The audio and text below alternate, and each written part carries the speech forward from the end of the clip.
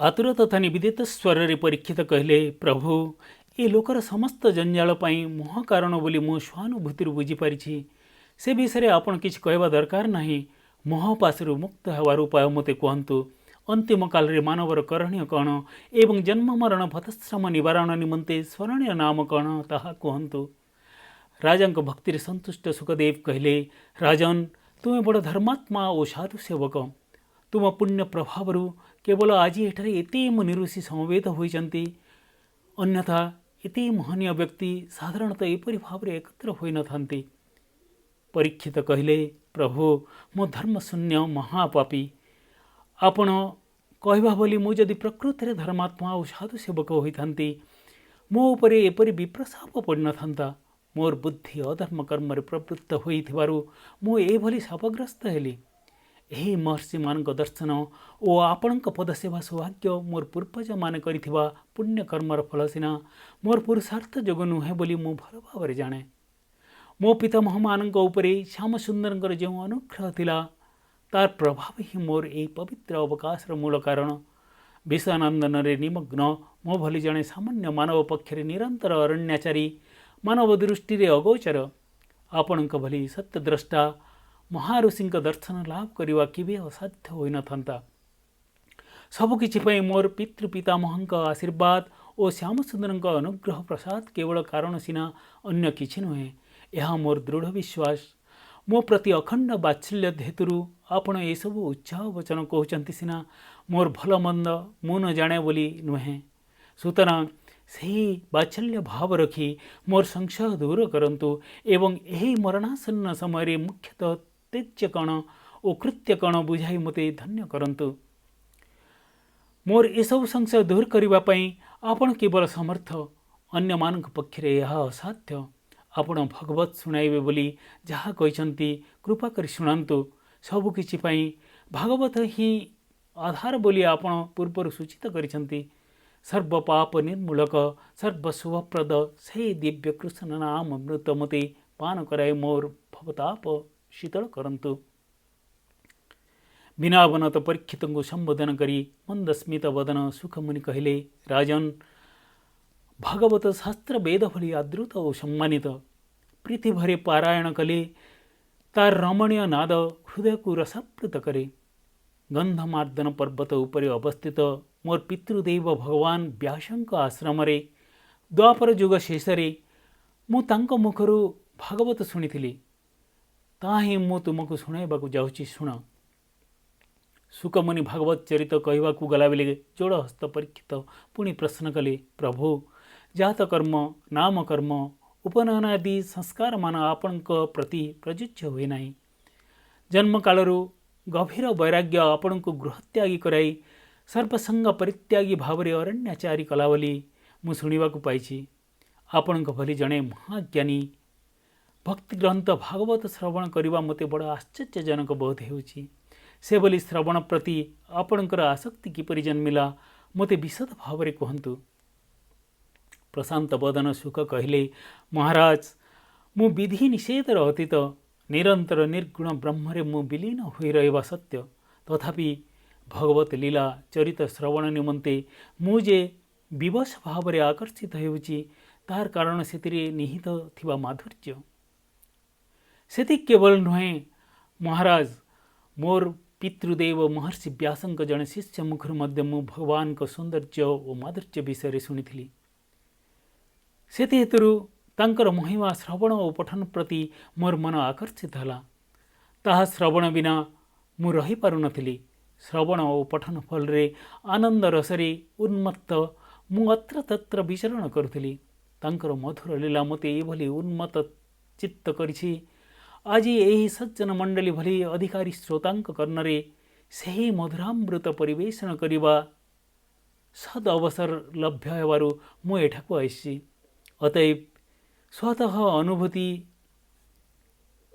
से पवित्र भागवत आज तुमको और तुम जोगु यही मुनि ऋषि मानक शुणाइबी। ता श्रवण करिबा पई तुमे उपयुक्त अधिकारी। तुमे परम पुरुषार्थ दीक्षा वहन करिछ। जो व्यक्ति यही चरित श्रद्धा भक्ति शुणती श्रवण केवल नुहे हृदयपूर्वक विश्वास सहकारे मनन करती से व्यक्ति अति शीघ्र वासुदेव आनंद स्वरूप लीन हुअन्ति। तांकर हृदय मदन मोहन को माधुर्य रसरे बुड़ी अद्वैतानंद अनुभव करे।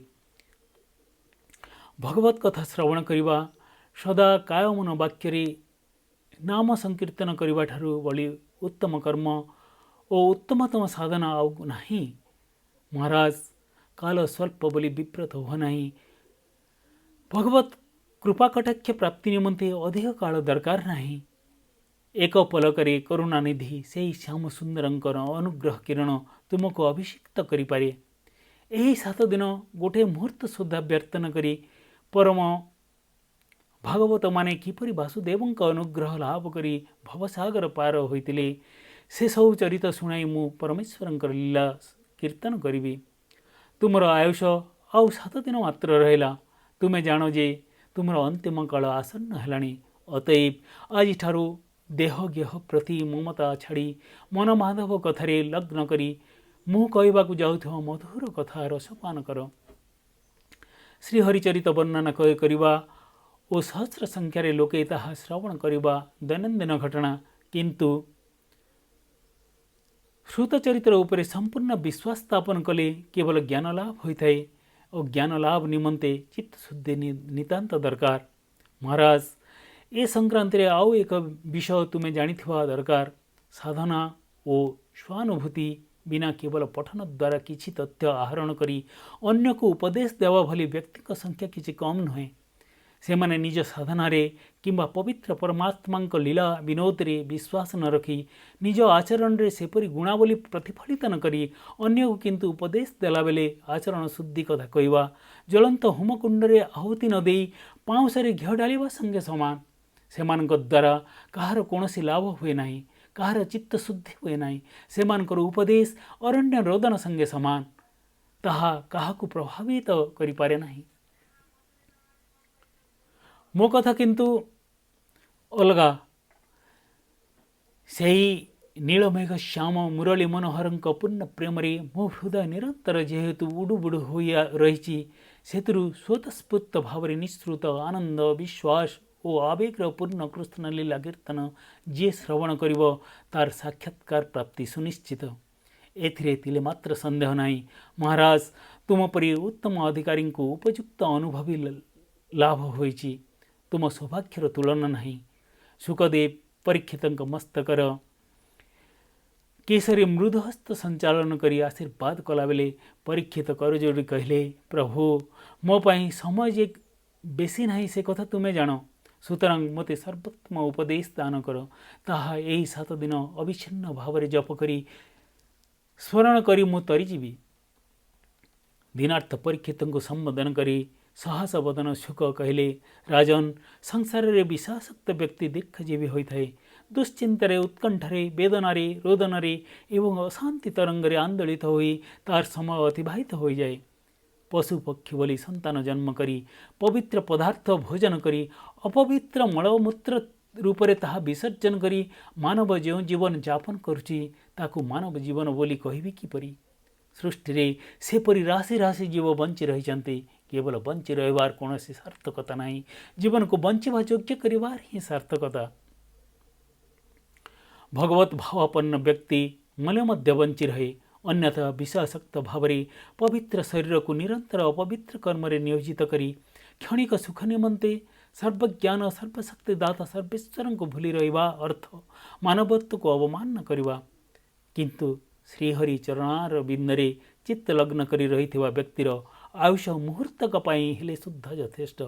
सही मुहूर्तक रे से तार जीवन को धन्य करिथाए। महाराज तुमर संदेह निर्मूल करने पाई मु एक सुंदर राजर्षि उपाख्यान कहबी। स्थिर चित्तरे शुण।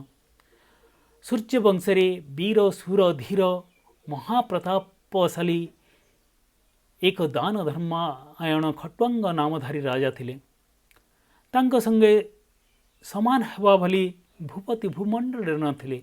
थरे दैत्य दानव माने स्वर्गपुर आक्रमण करने को आसिला बेले उपयुक्त सैन्यबल अभाव रे चिंतित देवगण मर्त्यलोक को आसी सेमानकर अवस्था जणाई खट्वांग महाराज साहाय्य लोड़ीथिले।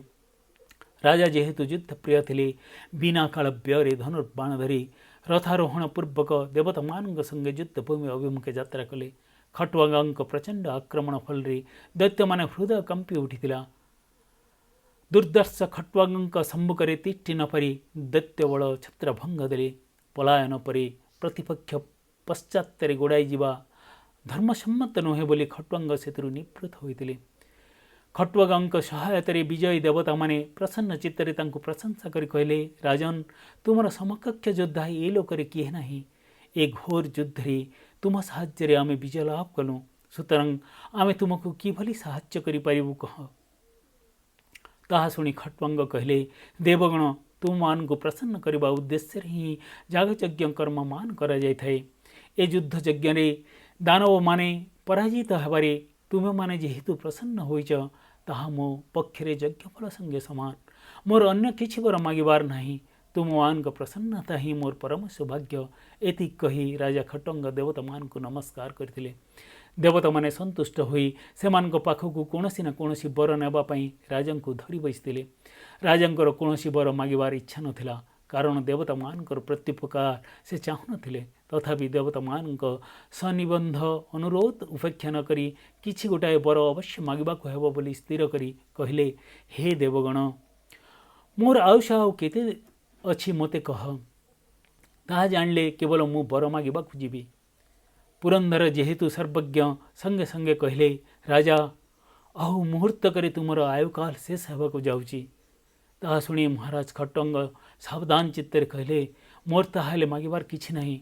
मु वर्तमान यह पर उभय लोकर भोग तुच्छ मन करी इंद्रिय सुख रूपक पंख भितरे मु पशिबाको चाहू नाही। पुनर्जन्म रहित भावरे भगवान को परम धाम प्राप्ति मु कामना करुची। एति कई पुण्यात्मा खट्वांग मुद्रित नेत्रे भगवत नाम स्मरण करू करू आयुष काल शेष हेबा संगे संगे श्रीहरि पादपत्तन लीन होइतिले। गोटाए मुहूर्तरे समस्त विष भोग विलास मनरु त्याग करी महाराज खट्वांग श्रीहरिंक निर्भय पद पाई पारिले। तुमे उद्धार हेबा पई 7 दिन समय रहिछि, चिंता करिवार किछि कारण नाही। एही समय भितरे परम पद लाभ निमंते उपयुक्त परमात्मा कथा श्रवण करी तुमर चित्त शुद्धि कर। शुकंक मुखहरू पवित्र खट्वांग उपाख्यान श्रवण करी परीक्षितंक नयन आनंद रसु बहुथाई पचारिले, प्रभु मु वर्तमान कौन करिबे मते कहंतु। मोर हृदय आनंद रे बुड़ी रहिछि, मोर वाक्य स्फूर्ति हेउ नाही। एक रकम स्तंभीभूत परीक्षित शुकंक मुह को चाहि कहि रहिले। शुक कहले, राजन वैराग्य रूपक खड्ग संपादन कर, सेति द्वारा मोहरूप देह भ्रांति टिकी टिकी करी काटी पकाओ। बंधु संबंध ममकार त्याग करी एही पवित्र नदी तीर रे आसन करी हरिचिंतन कर।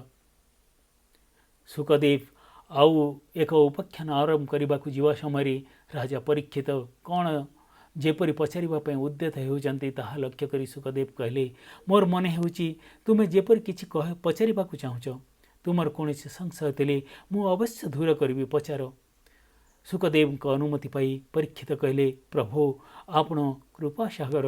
क्षुदित व्यक्ति अत्यंत रुचिकर खाद्य पदार्थ पाइले जेपरी आनंदित होइताए, सेपरी आपणकर पदे पदे कथा मोर तापित हृदय शीतल करुची। प्रभु एथि पूर्वे यही सृष्टिर उत्पत्ति संपर्क में आपण केती कथा कही मु से सब सम्यक रूप से बुझीपारि नहीं। निर्गुण परमात्मा सगुण किपरि हेले ओ तार कारण कौन मते कहंतु।